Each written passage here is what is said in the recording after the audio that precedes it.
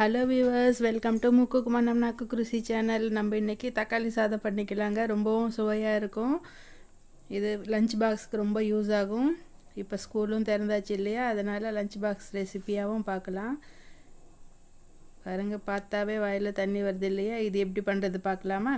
வாங்க கிச்சனுக்கு.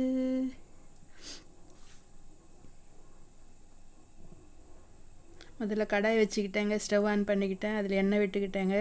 அதில் கடுகு, கொஞ்சமாக கடலப்பருப்பு, உளுத்தம்பருப்பு சேர்த்துக்கலாம். கொஞ்சம் சீரகம் சேர்த்துக்கலாம்.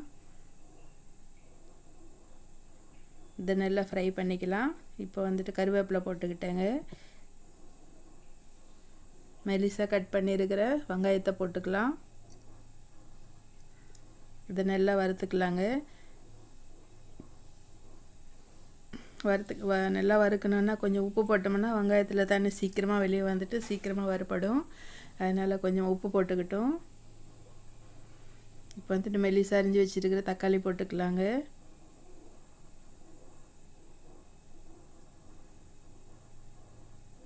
தக்காளி போட்டு நல்லா வதக்கிக்கலாம்.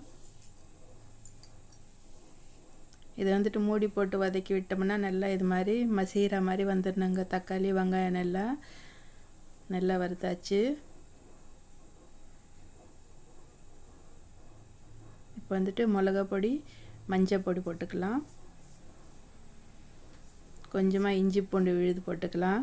இது ரொம்ப மசாலாவாக இருக்காதுங்க, ரொம்பவும் சுவையாக இருக்கும். லஞ்ச் பாக்ஸுக்கு நம்ம கட்டும்போது ரொம்ப பசங்க டெய்லி இதுவே பண்ணி கொடுன்னு கேட்பாங்க. அவ்வளோ நல்லாயிருக்கும். நல்லா இது வதக்கிக்கலாம், இஞ்சி பூண்டு பச்சை மணம் போகிற வரைக்கும். தண்ணி விடக்கூடாதுங்க. இதில் தண்ணி விடாமல் இதை அப்படியே சிம்மில் வச்சுட்டு மூடி போட்டு நல்லா இது மாதிரி வதக்கிக்கலாம். பாருங்கள், எண்ணெய் விட்டு வந்துடுச்சு இல்லையா. இப்போ வந்துட்டு கொஞ்சமாக கருவேப்பிலை, கொத்தமல்லி இருந்தால் கொத்தமல்லி தூவிக்கலாம். சுட சுட நம்ம தக்காளி சட்னி ரெடி ஆகிடுச்சு. இது வந்துட்டு எடுத்து கப்பில் போட்டு வச்சுக்கலாம். நம்ம வானலில் போட்டு சாதத்தை போட்டு நல்லா கலக்கி லஞ்ச் பாக்ஸுக்கு கட்டி கொடுத்துக்கலாம். இதில் தண்ணி விட்டோம்னா நம்ம சாதம் போட்டு கலக்கும்போது டேஸ்ட்டு நல்லா இருக்காதுங்க, சவுன்னு போயிடும், சப்புன்னு இருக்கும். அதனால தண்ணி விடாமல் செஞ்சுக்கிட்டோம் இந்த தக்காளி சட்னி. இப்போ வந்துட்டு சுடு சுடு சாதத்தை வானலில் போட்டுக்கலாம்.